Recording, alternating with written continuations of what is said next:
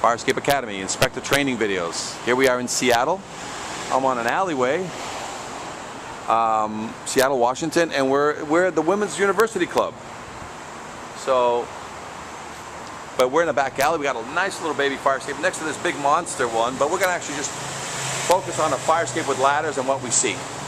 Now, some of the easiest ways to ride a violation is very simple. You need two things. The law nationwide is very clear, and the law here is the same.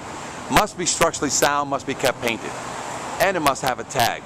First thing, this fire escape has no tag here in Seattle, which is required. Every fire escape has to have a tag. This fire escape has a tag. It's either a yellow, a red, or a white. This one's on the repair, so it has a yellow. This one has none, meaning nobody ever came and inspected this fire escape. So, must be structurally sound, must be kept painted. Let's take a look at a violation.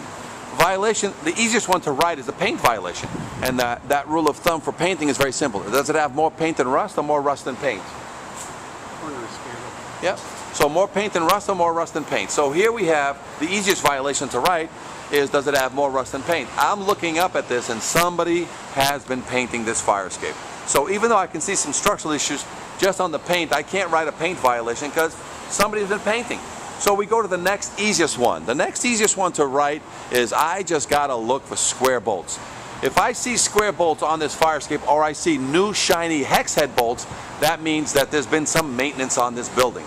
This building is 50 to 75 years old plus, so I would say, and I'm trying to find some new bolts. I see rivets, I see some square head bolts, and I have no evidence that anybody has done any repair. I'm even looking down here at the ladder. The ladder got hit by a truck, and I'm looking, the bolt has snapped, so I got no evidence other than some damage that the fire escape has been refurbished. And it's kind of impossible to have a 75-year-old fire escape and not any time did it ever get refurbished. So right away I can write the second violation, and that is a structural violation that says this fire escape has all original hardware, and that's just simply impossible for it to be painted this many times and not have any change of any bolts. So that's my second violation. That's all I need. I can just walk away.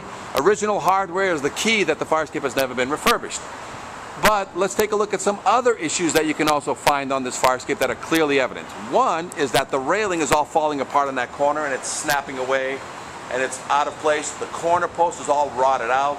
If you look at the grating, all the spacers on the grating are all blown out.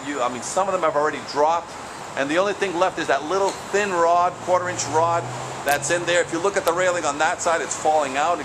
It's ready to drop. The railing's all above on the third floor is falling out. So you've got some life safety issues, because if some of those pieces become loose, they can fall on cars or fall on people walking the alleyway. Ladder got hit by a truck. If you look straight up, ladder's twisted, got hit by a truck. Trash truck usually, all kinds of trucks come down here. It's very low clearance. So here you have everything you need in order to write a violation on this particular building, which I believe was the Women's University Club.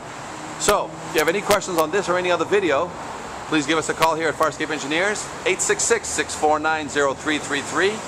And as always, you can see this and many other videos throughout the country on fire escape awareness, fire escape inspector training on how to properly write a violation.